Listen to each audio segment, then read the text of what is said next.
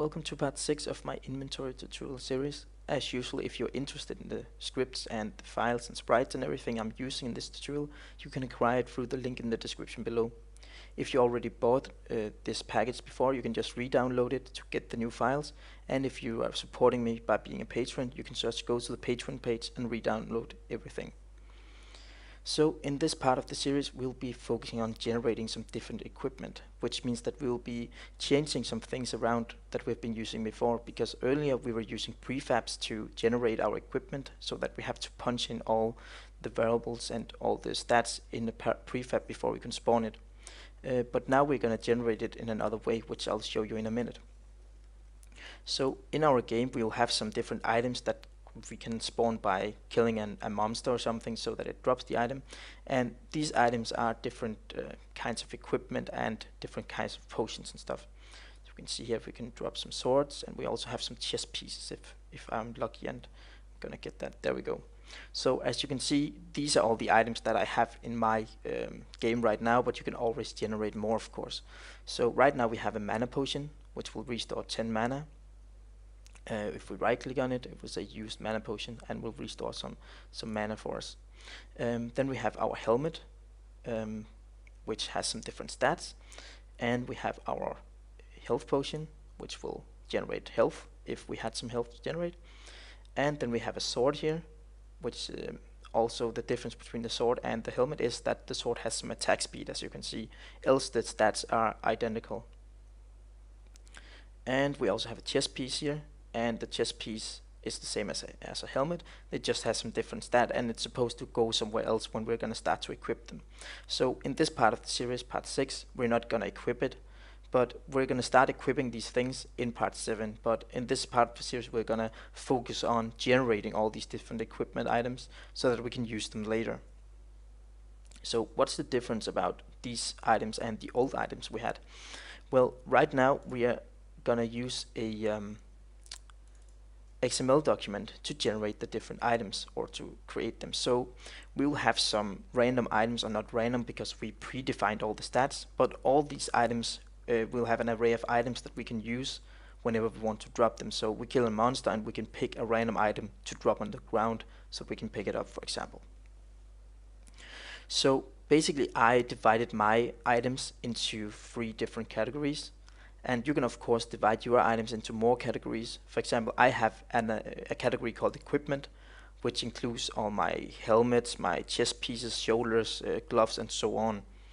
And then I have another category here called weapon, and this category includes all weapons: 2 hands, main hands, bows and arrows and stuff like that. And down here we have a consumable category, and this category contains all my potions and stuff I can eat, which means my health potion and my mana potion, for example. So I'll be going through this XML document very quickly here, but of course later when we're going to generate it in our game, in the tutorial, I'm gonna tell you how everything works and how we are gonna make things and how everything is connected. So this is just a quick walkthrough as an introduction, of course. So don't be frustrated if you don't understand how everything works, because I'm gonna explain details later. So first of all, we have our equipment here, and this is the equipment category, and in here it's defined on each item what kind of item it is. This is a head. The quality of the item is defined. This is artifact. Then we have a sprite, neutral, and highlight, and this is basically a path to this sprites, the sprite in my asset folder, so that I can define a new item and tell it that it should use another sprite. So this one is using a sprite inside the equipment folder, and this sprite is called helmet normal. Then I'm defining the max size of the item, and the max size is how many times this item can stack on itself. So a helmet shouldn't be able to stack, so I'm just setting the max size as 1. Then we have a name for each item, and this name should be unique because that's the one we're using to identify each item. We could also add an item ID, so we could have other items with the same name, but for now we're just using a item name. Then we have a description if we want a description to our item, and then the different stats that the item can have. And all this is defined in our code also, so I'll show that later. And down we have a chest piece, exactly the same drill. So then we have our weapon, and the difference between the weapon and the other items we can equip is that our weapon has an attack speed. Down here we have our consumables, and as you can see, our consumables looks a little different because they don't have all these different stats here. They only have stats called health and mana, and this is the amount they will regain. So if I use this health potion, I will regain 10 health, for example. And as you can see, they can stack 5 on each other. So we are going to make, at some point in our tutorial here, we are going to make a Unity script that can generate this document for us, so we don't have to write it ourselves, which means that it will take some classes and it's going to serialize them into this kind of document. But if we have the base of the document, which we already have here, it might be easier for us to just add some functionality or add some text to this document, because right now we have to open Unity and execute that script that generates this this document for us. But let's say that we want to add another weapon to our game. Well, then we could go to the weapons category here, and I could simply just take this item here and copy and paste it underneath, and then I'm gonna say that this is an epic weapon. It's just gonna be epic, and it's gonna use the same sprite, and it's just gonna be epic instead of awesome. And this is an epic sword, for example. And because it's epic, it should have some more stats. So I'm just gonna add 100 in each stat, and the attack speed is gonna be lower because it's faster, so it's 5, for example. So I could save this, and now I have actually already added a new item to my game just by doing this. So let's try to jump into Unity and see if we are lucky and we can get that drop. There we have it. Already it's the first drop. We have our epic sword, and it has 100 in all stats, and it has 5 attack speed. So this is what we are going to do throughout this tutorial. We're going to generate some items through our XML document here, and I'll show you how we can generate this document and make sure that we can load this document when we export our game and everything. So that's the short introduction, or maybe long introduction, and let's get started actually generating all these things. So before we start coding, I would like to explain the structure that we're going to create. And I know this might seem very overwhelming at first when you just look at this and very confusing, but I'm going to step you through it and explain everything, because I feel that we are going to make such a big change in the game that, or not a big change, but we're going to add a very specific structure. So I would like to explain it before we actually start doing it, so that you'll get a better understanding of it. If you're not familiar with diagrams like this, then this is called UML, and it stands for Unified Modeling Language.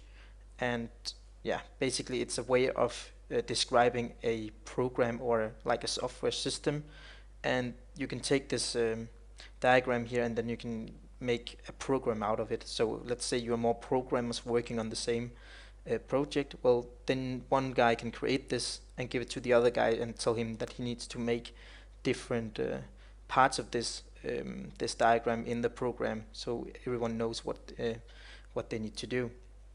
It's also very efficient when you are starting a process for creating a new game or a new program. Then you can sit by yourself and create this diagram to get an idea of what your game should be like, and what the structure should be, so that you have a better idea of how everything should be put together when you start coding.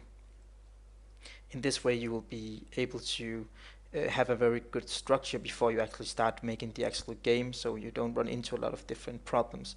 For example, through this tutorial I've just started making this inventory tutorial out of nothing, and running through that tutorial people come up with requests, and then I have to change a lot of things around. For example, the thing we have to change around now, if I had a plan from the beginning that if I knew everything I need to implement, well, then I could have made a UML diagram, and from that diagram I could have created the system, so that I would know which things I need to include, so I wouldn't have to remap everything sometimes. For example, in the previous tutorial I also had to redo some things because I want to add a chest to the game, for example.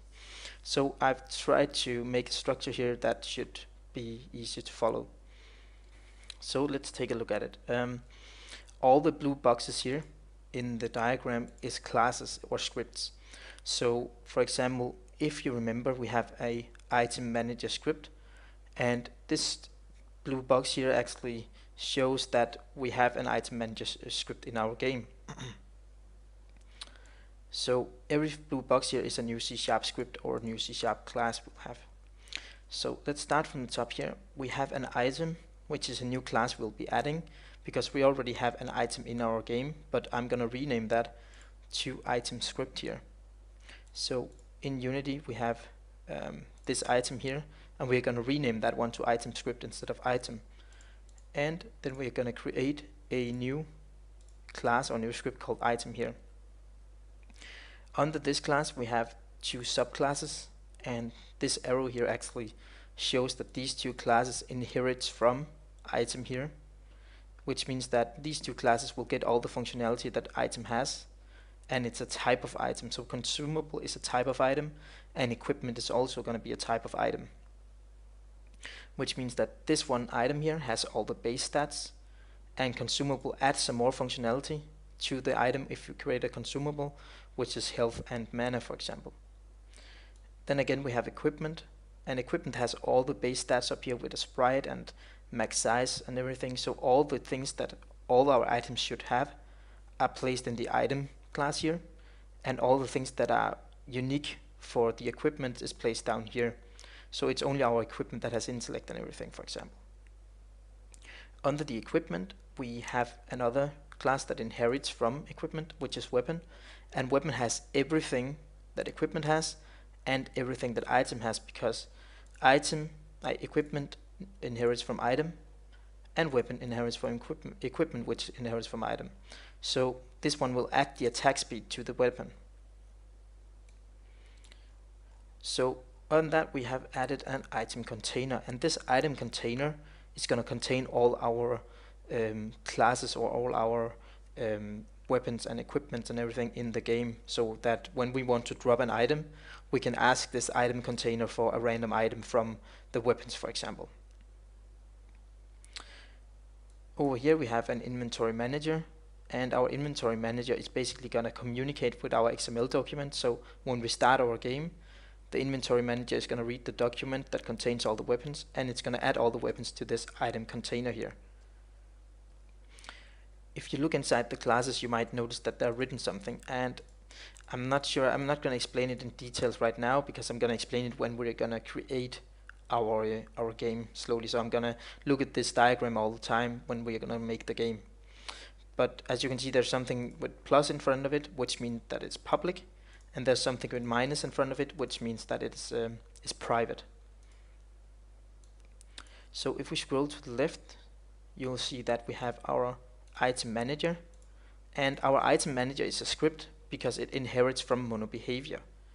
So if we jump into our game, you'll see that this is my chest script, for example. This colon here means that chest script inherits from mono behavior. So this is basically what it symbolizes. This one, item manager, and this arrow here symbolizes that it inherits from mono behavior, which means that we can actually take this script and attach it to a game object, and the same goes from our item script. And this item manager here is actually gonna create the XML document. So at some point I'm gonna create a separate scene where we can punch in some different stats and different stats and names and everything, and then we can click a button to create this XML document that contains all the items. And again, when that document is created, the inventory manager will read it. Over here we have our item script, and the item script is the script that goes onto the game object itself. So in our game we will have a game object that has this item script attached to it, and inside that item script there is, this is called an aggregation, which means that it is using the item here. So there is an item inside this item script here, and the reason that it's an aggregation with a right arrow here means that item here can exist on its own without the item script if it needed to. But in our case we're just going to use it inside our item script here. So one item script has 0 to 1 item inside it. So if our item, let's say we drop an item on the ground, and that item has a consumable script on it because it inherits from item, well, then that thing we're going to pick up is going to be consumable, or we could change that script into an equipment, so that thing we're going to pick up is an equipment. So I hope this makes sense. It might seem very confusing right now, but this is the general structure we're going to create, and I'm going to walk us through this, and I'm going to use this as a pointer for what we need, because I can't remember what we need in all the classes. So I made this script first before I'm going to start coding here. So now we actually have the structure like mapped out, so we can start actually creating these classes slowly. So first of all, we are going to learn some simple, through this tutorial, we are going to learn some simple UML, and we are going to learn some basic C# object-oriented programming. So we are going to learn about overriding functions, we are going to learn about inheritance, and abstract classes and abstract functions. So we can get started slowly. If we jump into Unity, we should start renaming this item here, because this one is just named item and it should be named item script instead. So I'm gonna click on go to my script folder here, and I'm gonna click on my item here and press F2, and I'm gonna call it item script. So right now there's gonna be an error if we don't open it up, and we should rename this one also to item script, so that the name of the script inside the script is the same as the name of the script outside the script. So right now I should rename it by F2, so I should press F2 and write item script, so that it renames everywhere else in the game, so that I don't have to run around and rename them all the time. So right now if I go back into Unity, this one is item script, and this one is also called item script as well. Okay. So now we can actually start adding our other classes slowly. So maybe we should actually make a new folder for these new scripts. Actually, so if I would go to my inventory folder here and go to scripts and create a new folder, what could I call it? I could call it item scripts or something. So in here we're going to have all our new scripts, and the difference between these scripts or these C# files and these out here is that they're not going to inherit from mono behavior, because we're not going to use them on our game object. The only way we're going to use new scripts is inside our item script folder here. So if we look inside here, we'll see we have a new class, a new script we need to make, which is called item. And if we go to our Unity again, if I could find it here, we can right click inside our new folder, click create, and we can set it as a C# script, and we can call that item. When you've done that, you can double click on it, and basically you need to remove this mono behavior here, because it doesn't need to inherit from mono behavior anymore. And then we can delete start and update. So we're actually going to make some plain old C# classes now. So this is our first class. So before we actually start adding stuff into it, I would like to add the other classes to the game. So let's see, we have item here as the top one, then we have consumable, we have equipment, and we have weapon. So first of all, we need to create consumable and equipment that inherits from items. So let's do that by going to Unity, right click in the folder, create C# script. It's called consumable, and let's right click again, create C# script, and let's call this equipment. And let's right click one more time, create, and let's make a C# script, and let's call this one weapon. So now we have all our classes, so let's open them up here. So first of all, we have our weapon here, and our weapon is supposed to inherit from equipment, because there is this arrow here that tells us that weapon needs to inherit from equipment. So let's go back in here and say equipment. Remember, this inheritance here is the same as the arrow out there. Let's delete these two. And what else do we have? We have our consumable, and if we looked out in the script diagram here, we'll see that consumable inherits from item, So let's go back in here and say item. So we have that.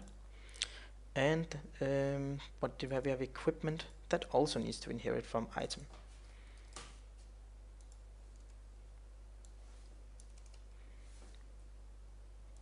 There we go. Okay, so now we have the structure here without anything in them. So we have an item, we have all these classes here. We just I just showed you here. Okay, so if we look at the structure here, as you can see, there are some different things written in here, and the reason that there's written plus is because they are properties, or they're public, and I'm gonna make them as properties because I'm gonna use something called an XML serializer, and that serializer can just look at this class here and take these properties and make them into an XML document, and the other way around, it can take the XML document and make it into a class. So if I create properties, well, then I'll be able to use the serializer just to create these for me, so I get that XML document structure I want. So we can actually start with the item type, and the plus means public, and it's written with large letters here, so it's actually a property, which means that I need to write it like this: prop tab tab. If you have Visual Studio, you can write prop and tab 2 times. If you don't have Visual Studio, you can just write this code by yourself. So public here, if I could hit the right buttons here, public here is the plus. Then next time is the name of the variable, and the variable name is item type. And then over here is the what is called the item, the data type written, which is an item type. So instead of integer, we should write item type. Here we go. So now we have created an equipment that has an item type. Next what we need to do is quality. You can just copy this one, paste it, have quality there. And remember, these item type and quality was something that we defined earlier in an earlier tutorial inside our inventory, I think, or was it manager? Item script in here. See? Here we already defined these two data types as enumeration, so we have item type and quality, and that's why I'm able to access them in there. We were doing in item. Oh, I was writing in equipment, sorry. I should take this into item. So if you were writing in equipment as I was, then it was a mistake, so just jump back into item and paste it there, because right now we are looking at the item class here. So we have a sprite neutral and a sprite highlight, and as you can see, they are of a type string. So we're not making them as sprites right away, because in the XML document we're going to save it as strings. So we're going to write it down as strings, and we're going to throw it into the class and then load it from the resources later. So basically we can make sprite neutral and sprite highlight as strings here. So we can just copy this, paste 2 times, and then call this a string, and the other one a string, and then call it sprite neutral and sprite highlighted. There we go. So now we have those two properties on again. So the next is max size, and we have an item name and a description. Max size is integer, and the 2 others are strings. These 2, we have max size. What was it? It was item name and description. So now we have all the basic fields that these needs, and remember to change max size into an integer here. So now we have all the basic classes here, so basic fields. So the reason that I am writing it as properties here is because the XML serializer can access these and create XML nodes inside the XML document from these, and you'll see later how that works. Because usually we would do like this: private string description, and then we would right click on it or make an encapsulate field and then do like this, but it takes up way more space, and right now we don't need to take up that space. Then we could also do like that, but we don't need this field for anything, so we might as well make it into these automatic properties here. so that we can actually just use these fields like this. So this defines everything every single item should have. It should have item types, rights, and max size, and so on. So what else do we have here? So this is now we're going to look at a constructor. So a constructor always have the same name as the class itself, and that's why you can see here this class is called item, and down here is also item plus item here, and we have another constructor here which is also called item. So we're gonna write public item, and notice that I didn't write void here like we usually write public void or something, or string, or give it a return type. Well, when we make a constructor, we can't have a return type because a constructor in C# can't return any data. And as you can see, you have item here and item here. I'm going to show you in a few seconds what a constructor actually is. Then we have another constructor that takes in all these arguments here, as you can see. So the reason that I'm making an empty constructor as well is because that XML serializer we're going to use later for creating the XML document, well, that serializer needs to have a empty constructor here. So that's why we are not just using one constructor. So I'm going to show you in a sec how it is. So public item, we're going to make one more constructor, and it takes in description, item name, item type, and quality. As you can see here, it takes description of type string, item name of type string, and so on. So I might as well just copy these and go in here so we can read them. We can see what we actually need. Just gonna zoom out a bit.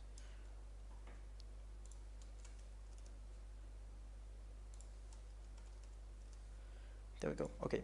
So basically, everything it takes in is gonna be everything we have up here actually.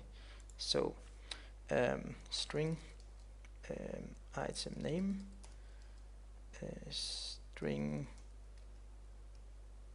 item, actually string description,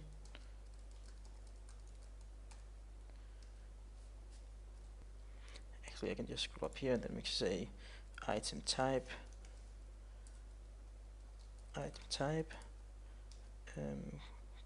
quality. I can see I made a mistake up there.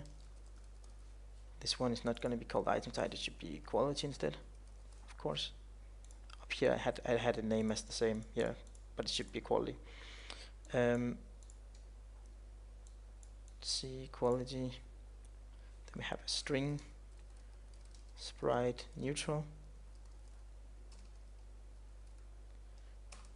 string sprite highlighted, and then max size, item name, and description. So integer max size, integer description. Didn't I already add that? String description here, yeah, and item name I also added, so I don't need them. So notice one thing, just for notation's sake. Notice that I write all these down here with camel casing, so which means that I start with a non-capital letter, and the next word is with a capital letter. That's called camel casing. So every time we make normal variables, like up here, if I would make like public integer max health or something, I would write it like this. When we make a normal variable, it's always with a small letter in C#, and when we make properties, it always begins with a capital letter. And you can do it however you want to. It's just the normal way of writing it in C#. As you can see here, it's also item name with a small letter here, and so on. So now we are giving in all these variables here, and right now we need to set them. So all these values up here needs to be equal to the values down here. So I need to write this dot item name equals item name. So the reason that I write this is to make sure that I access this item name up here, because if I would write item name equals item name like this, then I would take this variable here and set it equal to itself, and not Unity, but Visual Studio also complains here that we are trying to assign the same variable. So this dot item name takes this one item name up here and sets it equal to the value it gets in here. This dot description equals description. This dot item type equals item type. This dot, let's go out so we can read it, quality equals quality. And we have sprite neutral, sprite highlight, and max size.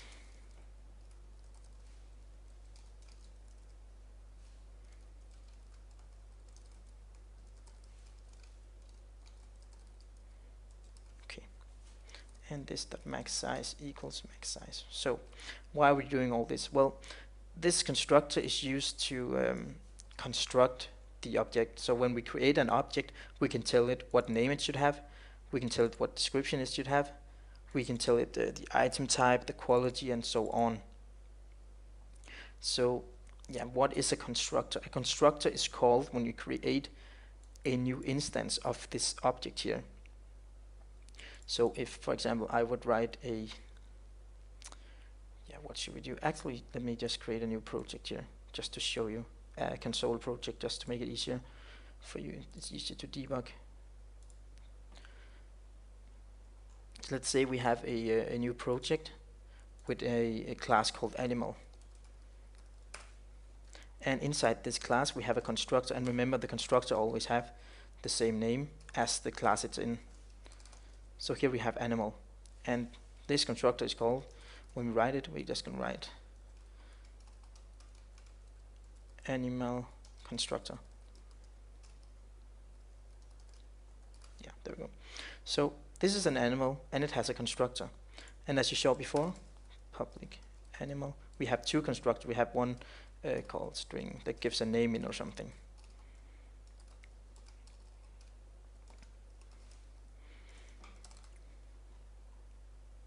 So, and this animal has a name, private string name. I'm gonna set that name in the other constructor called this.name equals name. So we're setting the name up here of this animal to a name down here. This is nothing you have to do. This is just an explanation of how these things work, so it makes more sense when we slowly move on through this tutorial. So now we have an animal with two constructors, and as you can see, if I go out in my program here and I create a new animal, and this is what we're going to do with our weapons as well, or our equipment as well, because when we create a new instance of a class, we take the class and create an object we can use in our game world. Well, then we say animal and give the variable a name equals new animal. And this is where we call the constructor. Right here, the constructor is called. And if you open a parenthesis, you can see that we have an animal constructor that doesn't take any parameters, and it's written 1 out of 2, and another one that takes a name. So if I would call the one without any parameters, you'll see that, well, it executes the code console write line animal constructor. So if I run this code, you'll see that it just writes animal constructor, press any key to continue. That's because I'm writing right. If you do write line instead, this, you'll see that it writes animal constructor. So a constructor is called when our object is instantiated. So, and when an object is instantiated, we basically take the class here and create an object in the memory. So we are asking our computer for some space in the memory, or some memory space, so that we can actually have this object in our game and we can use it. So now I use the constructor without any parameters. I could also use the one that's overloaded, and we call it overloaded when we have more of the same thing. So this constructor here is an overloaded constructor because this one doesn't have any parameters. It's the original one, and this is an overloaded one that takes a name as a parameter. So if we open this, you can see that it asks for a name. So I'll just write my animal's name is Jeff or something. So now it actually sets the name Jeff in the beginning. And right now we're not using it for anything. Then we can write console write line. My name is plus name. And we can use this name. actually we can also do something else instead of doing that. Then you can see we can write animal constructor with parameter, where we give a parameter in here. So if we run our game now, see that it writes animal constructor with parameter because we just called it with a string here, and then it automatically selects the one with a parameter here. And as you can see, when I write animal, when I write this, you see that there's 1 out of 2 because I have 2 constructors. If I would go here and delete this one and go in here, you'll see that it only has 1. It's not 1 out of 2 anymore because we just deleted one. But we need an empty constructor also in our game. So right now we have this constructor with a string, and we are setting the name here so that we can use it. This could be something else. It could be health, it could be stamina, it could be anything else from our game. So then we can say, well, we're gonna make a new function here called public void. Gonna make sound or something, because our animals should be able to make sound.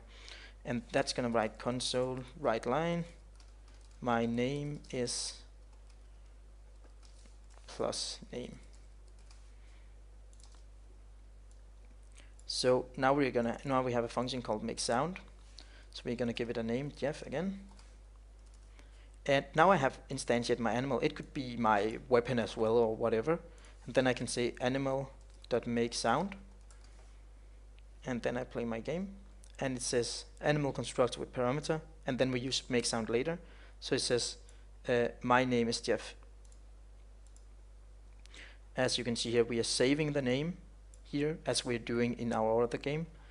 And then we are using the name later. And this would be later, for example, we have saved up all our stats, and we will use those stats in the tooltip, for example. So let's just save this. I'm going to keep this so we can check it out and test other things later, because maybe it makes more sense to do in a console project just like that. So as you can see here, what else do we have? We have our 2 constructors here, and then there's another function here called GetToolTip. And GetToolTip returns a string.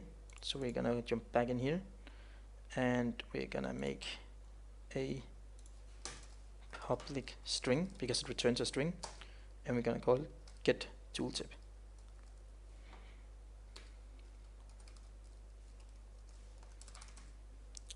And as you can see, it doesn't take any parameters here. Then we also have a use function, and as you can see, one more thing I would like to point out before we end this video and move on to the next part is that, as you can see, this item here is cursive, I think it's called in English, isn't it? Italic? Yeah. So it's italic here, and this actually means that this class is abstract.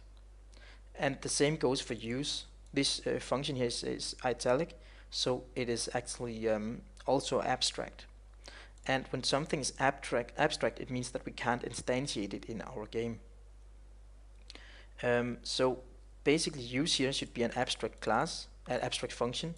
And when some function is abstract, it means that everything that inherits from item has to implement the function as well.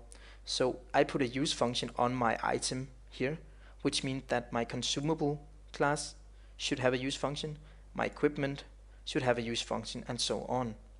Which means that every single item in my game should have a use function, so I can just call the use function on any equipment.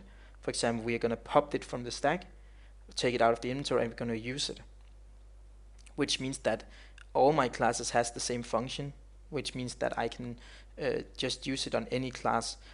So use on consumable might regen some health, while if I use my equipment, it might equip it to my character instead, for example.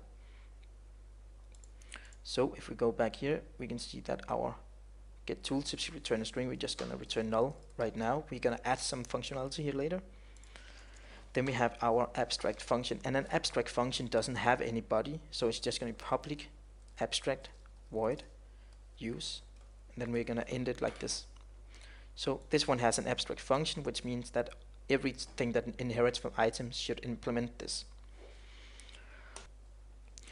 And as we saw before, that our item also is abstract. So we need to make this one abstract by going up to the top here and writing public abstract class.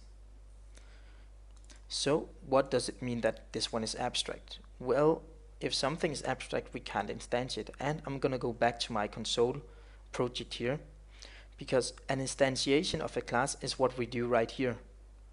And we don't want to be able to do that with an item, because the item is our base class, and our base class shouldn't be instantiated at any point, because the classes that are inheriting from it should be instantiated, which means that we can't have an item in our game just like that, but we can have a consumable or an equipment or a weapon, because they are inherited classes. So if I would go in here in my animal and write abstract here, well, then I would get some errors. So if we build, you'll see that cannot create an instance of an abstract class or interface. So this is not allowed anymore. This is illegal because I just made it abstract. And why would I do that? Well, usually if we made a zoo game or something and we had an animal class, well, then we wouldn't want to make an animal in our game. We would want to make a tiger or an elephant or a zebra or something like that.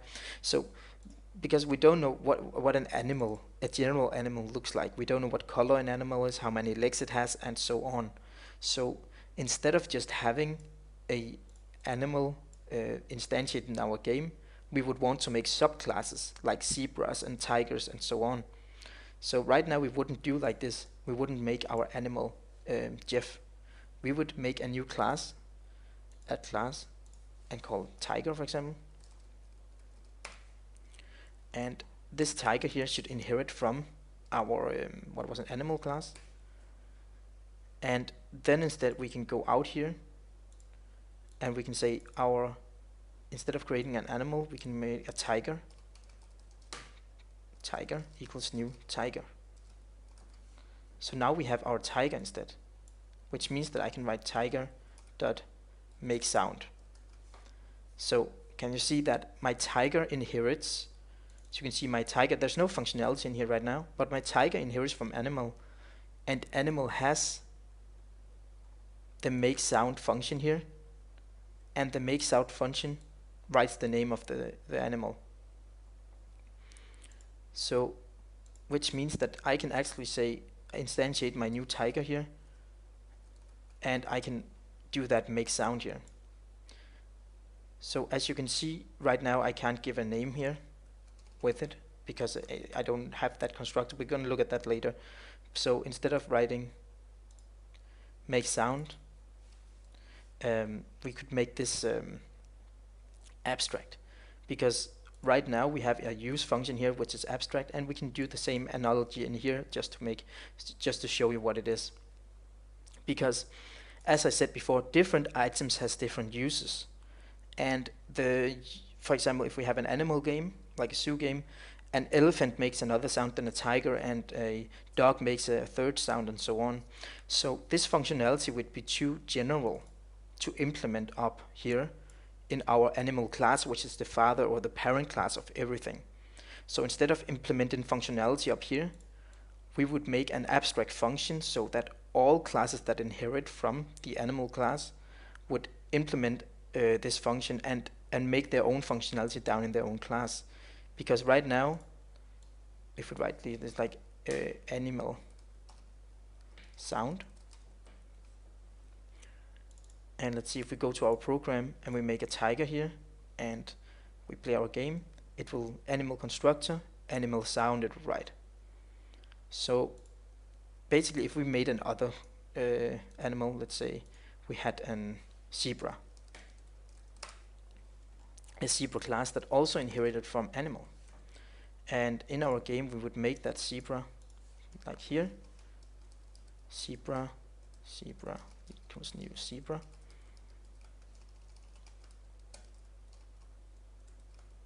like this. Then we have a tiger and a zebra, and if we would say that zebra should make sound, well, then we would have two animal sounds instead. So instead of having animal sounds, we would like to have the tiger growl or something and the zebra to make another sound. I have no idea what zebra says, that like a horse or something. And And the same we want in our game. We want our consumables to be used one way to gain the health to the player, and we want our weapon to be equipped to our player if we use it, for example, or attack something. So to make sure that even though both characters or both classes inherit from animal, we would like to give them their own functionality. So instead of make sound up here in animal class, so we're gonna make public abstract void make sound, and then I'm gonna close it like this. So now it's abstract. So if I build now, I have two complaints here. One is tiger does not implement inherited abstract member, which means that when this one makes sound is abstract and it is in the animal abstract class, and our tiger inherits from animal, this means that tiger needs to implement its own version of make sound. And the same goes for zebra. It needs to implement its own version of make sound. So if you are lucky and you have Visual Studio, you can right click on animal in zebra and click implement abstract class. So if you don't have Visual Studio and you're coding in Motor Developer, you can simply just write this code yourself. Public override to indicate that you are overriding the function in the animal, and then void because it's also void up there, and then the name of the function, and we should always delete this. So now zebra has its own make sound. And if we go to animal, tiger, right click and do the exact same thing. It also has its own make sound, and here you can also just write public override void and the name of the function you're overriding. Here I can write console.writeLine tiger and console writeLine. I have no idea how to write something as zebra says. We zebra. I have no idea. Yes. So now we have that, and we should rebuild and shouldn't complain anymore. Yes. So now we have our own make sounds. If we go back into program and play our game, we'll see that we have we zebra and we have tiger. So now they're making their own sounds, and this is exactly what we want with our weapons as well. So they can each make their own use. So that's why we would make something abstract to make sure that we cannot instantiate the superclass, but we can only instantiate the subclasses. So now we have made that use, and we need to make these free classes as well. So let's do that quickly, and then we can move on to the next part of the tutorial. Let's see this zebra. So here we have our abstract class item, and we have our abstract use. So the reason that I'm using that other control project to show you these things is because that we need to make some more structure here before we can actually test our stuff.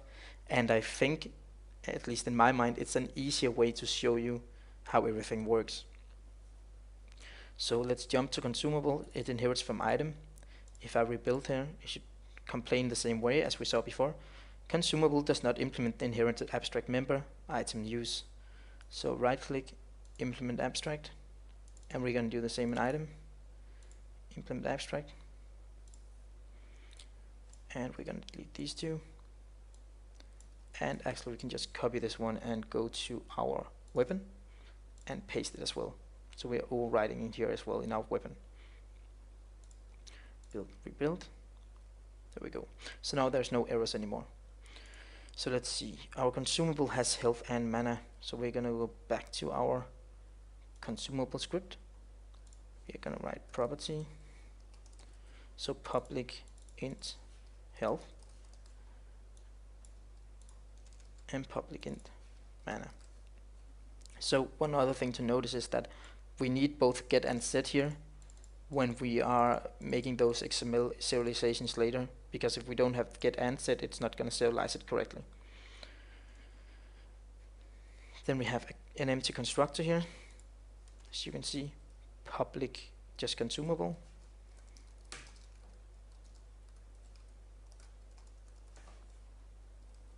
And then we have a constructor that takes in all these all these parameters here.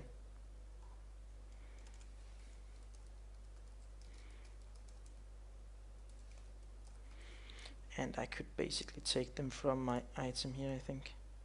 Copy paste these we have in here, so I don't have to write them again. So we have all these quality and so on, max size, and then we have health and mana. So int health, int mana. It's gonna zoom out so we can see. Yes.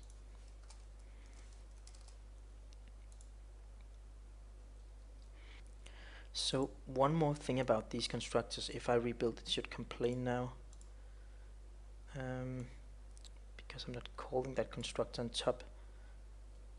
Because, yeah, okay, there's an empty constructor, that's why it's not complaining. But right now we are just saying this dot health equals health, and this dot mana equals mana.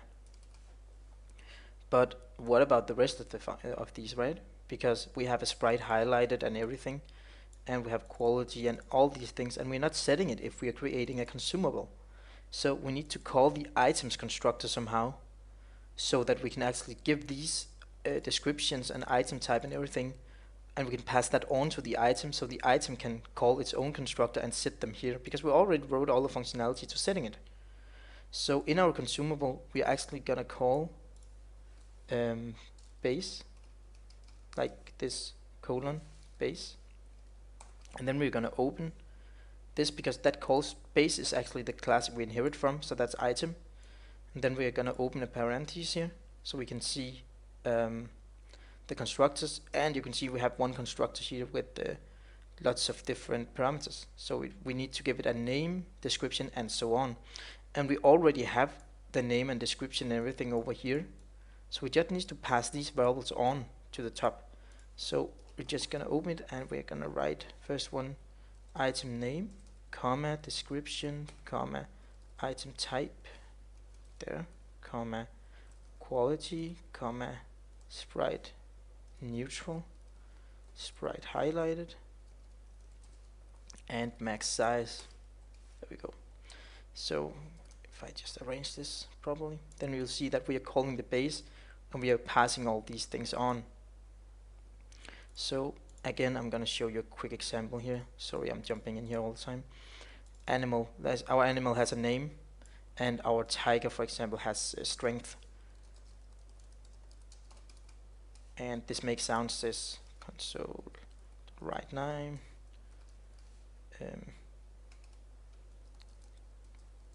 Just paste the strength or something. But we need to set the strength, so we're gonna make a tiger constructor here, and it takes in strength. And it's gonna be this dot strength equals strength. Go. So now we have set that, but it says here tiger does not contain a constructor that takes 0 parameters. And here I'm trying to call it with 0 parameters, so we need to give it strength, so it's gonna have 20 strength here. But our animal here, if we delete the constructor without parameters here, and we build, then it says animal does not contain a constructor that says 0 arguments. And that's because our tiger now has a strength here, but it's not calling the animal constructor that takes name in. So we need to change our animal here, or we can do it like this, for example, string name, for example, and then we can call the base, open it up, and give it the name with it.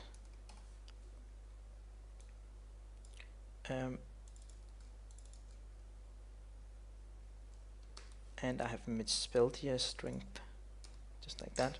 So I've assigned the same one. Okay, so now we are calling the base class up in animal. Go up here, we have animal, and we are calling this constructor from our tiger. So we can actually write here console write name, then we can write the name just to do that.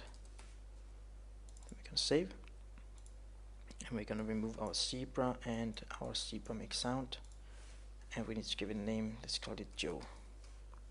So now we're going to create a tiger with 20 strength, and the strength is only in the tiger, and the name is up in the animal, because all our animals in our game needs a name. And we are calling the top constructor from our tiger by doing like this base and giving it the name because it asks for it. So if we run this, sorry, of course, it's just the same with our zebra here. Just gonna remove this so that we don't need to worry about that right now. If we go to a program and call it again, you'll see that we have Joe. He has 20 strength and he's a tiger.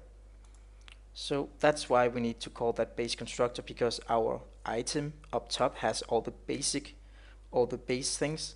So we need to give it from the consumable up to the base constructor. That's exactly the same thing we're doing here. All animals has a name, and only the tiger has strength. So when we create our tiger, we need to give it strength and a name, because it should have a name, because that's dictated from the animal class here. Okay, so let's get back to our game. That was our consumable. We need to create our equipment. So if we jump back into our, not console, but here, we can go to our equipment here, and we have our item, and we should create some constructors here, I think. Let's see. Equipment has intellect, agility, stamina, and strength, so we're gonna make them first. Intellect, agility, stamina, and strength. Let's write it.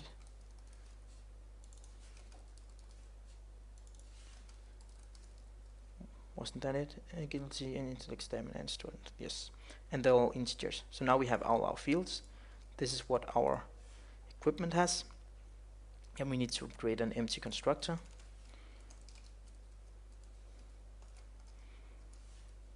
And then we need to create the constructor with everything here.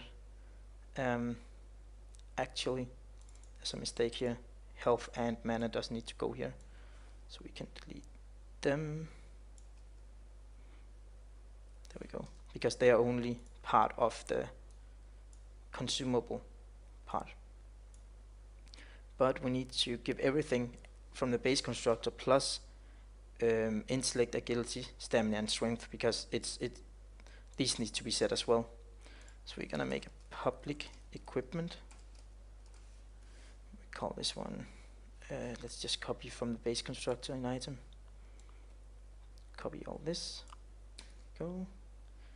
Gonna go to our equipment. I lost my place. Sorry. Then we need to give in all these up here. Intellect, agility, stamina, and strength. Intellect and agility. Is it actually double L or singular? I don't know actually. And stamina and strength. Yes. And sorry about that, just got text. And then we should do like this to get the body on the constructor. And now we should pass on all the previous ones here to the base constructor. We're gonna call base by colon base.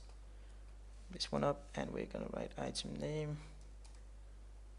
description, item type, quality, sprite neutral, sprite highlighted, and max size. There we go. So now we have all the base stats we are passing on to our item. And then we need to set all these. We have here this dot intellect equals intellect equals intellect. This dot description, not description, agility equals agility. And this dot stamina equals stamina. And the last one, this dot strength equals strength. So I know it's very redundant, all this work here. It's the same over and over again. But we need to do this to set everything up properly so we can use it for later when we're going to create our document. So the last one we need to set up is our weapon, and it should be the same. So basically I can go to my equipment here, and I can actually copy paste these two like this, and go to my weapon and paste them, and then I can just rename them to weapon instead of equipment here. So the only difference here is that I need to pass on something else. I need to pass on agility and strength and all that, because if we open this one up, see that we have something with item name and everything, but we need to do it in other order. So we need to pass on item name, description, item type, quality, sprite neutral, sprite highlighted, max size, intellect, agility, stamina, strength. Okay. So what this does is that weapon, when we create a weapon, it passes on all the stats to the equipment, which passes all the stats to the item, and the item is the final class, of course. So the only thing we need to change here is that we don't need all these inside the weapon, but we need to make a prop which is a float, and it's gonna be called attack speed. So we need to add an attack speed here to the weapons constructor as an argument, comma, float attack speed. So this dot attack speed equals attack speed, and that's basically it. If we save here, now we actually have our whole hierarchy here. Tooltip and use. Did I add tooltip? Nope, I didn't add it. So basically every single class here needs a tooltip. Like weapon needs to add its stats to the tooltip, item needs to add its own stats to the tooltip, and so on. So basically, and equipment also needs to, and so on. So basically we need to make sure that we have that tooltip function, but we can't make it abstract because item also needs to add some functionality to the tooltip function, and if something is abstract, well, then we can't add functionality to it. So instead I'm gonna make a public virtual void get tooltip.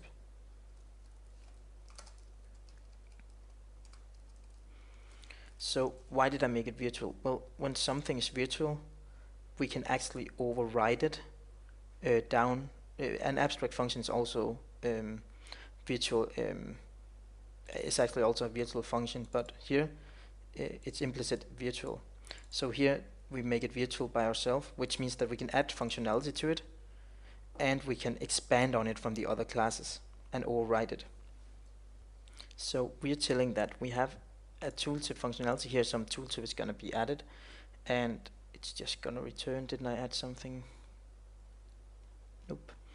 There's GetToolTip. We're just going to remove that, and it's going to return a string.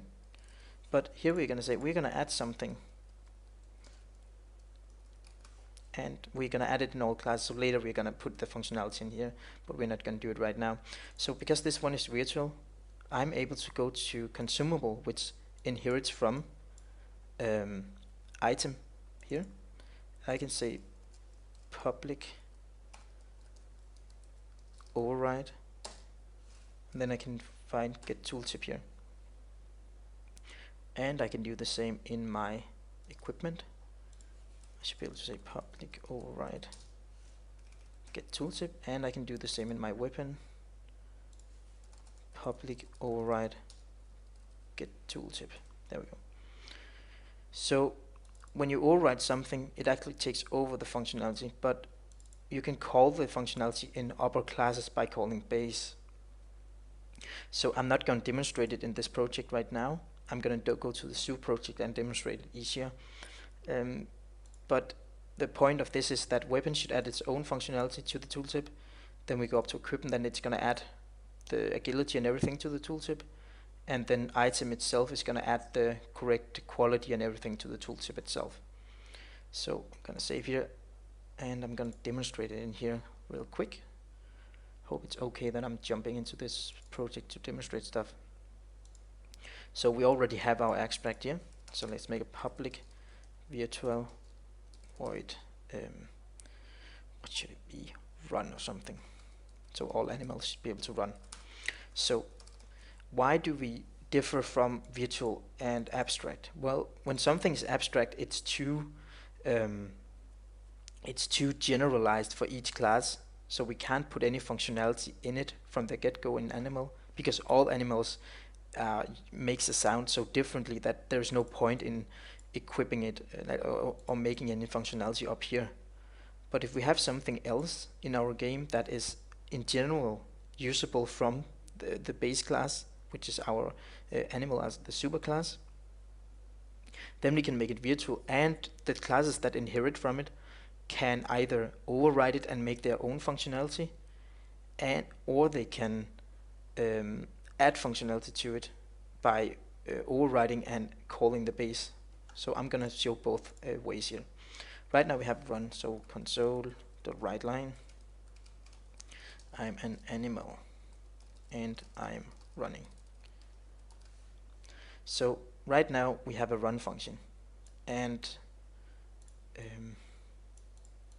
we can actually, yeah, I'm in and run, it's fine. So right now we have this virtual run function, and if we go to our program and take our tiger again, tiger.run, we'll see that our tiger, like this, our tiger, I'm an animal and I'm running, is using the run function. But let's say that we have something else. Sorry again about my phone, I should put it on silent. If I add another, let's call some kind of bird, just bird, I can't come up with any birds now. So we have a bird here which inherits from animal, and this bird should also implement this function make sound so we don't get any errors. So right now our tiger is just using the function from animal, because just running is fine for tiger, but maybe our bird would also be able to run and then start flying. So in our bird we can public override run, and right now we're not going to call base, we're just going to say, well, we're just going to write console writeLine, I'm a bird and I'm flying. So right now the bird is just going to fly instead of running, because we implement that in our game, so it runs instead of flying. So let's go here and play. Oops, we have of course haven't added it yet. Let's just add to the animal constructor here, public animal. Let's make a constructor without anything, and we need to go to our program. We need to remove our tiger, we don't need it right now. Then we're gonna make a bird. There we go. Should be able to build now. There we go. Yes. So now we have our bird, and we're gonna say bird.run.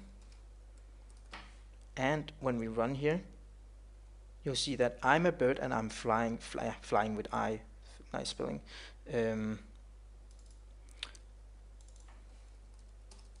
Like that.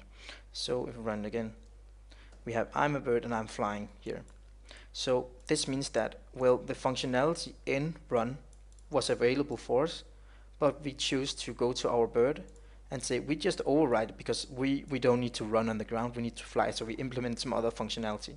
So this is a very simple version of it, because we're just writing something in a console, but you can imagine that you have a game where you need to add some other physics or something for flying than running, for example. So right now we need to, instead of just overriding the functionality, we need to expand on it. So let's say that in our game we needed to run before we could fly, or we needed both functions to run at the same time to be able to fly. We could call base.run, which means that I'm calling run in my animal. So if I'm running my game now, it's like I'm an animal and I'm running, I'm a bird and I'm flying, so it calls both functions now. It calls the bird's run function and it calls the animals run function here. And that's essentially what we're going to do with our tooltip in our game. We're gonna call the tooltip or the getStats function from our weapon, and then we're gonna call it from equipment, and then we're gonna call it from base class. So we get all the functionality from all classes when we write the tooltip. So when we mouse over a weapon, we both get the base stats, which is the icon and the description and all those things, and we also get the stats that is all the way down in the weapon, which is the attack speed, for example. So right now we can't show anything, but we have so far added all the functionality that is right here in all these classes here. So I'm gonna stop this part of the tutorial for now, and then we're gonna add another part where we move on with the rest of this. So the main part is basically added now. Now we just need to add some more things to the game so that we can actually see this working. So yes, thanks for watching. I hope it wasn't too complicated with all these things. If you're not used to object-oriented programming, then it might be a little hard to understand all these things. So if you have any questions, don't hesitate to paste a comment about it, and then I will answer it, or maybe make another video that explains some of it better if it's totally totally mind-blowing, all these things.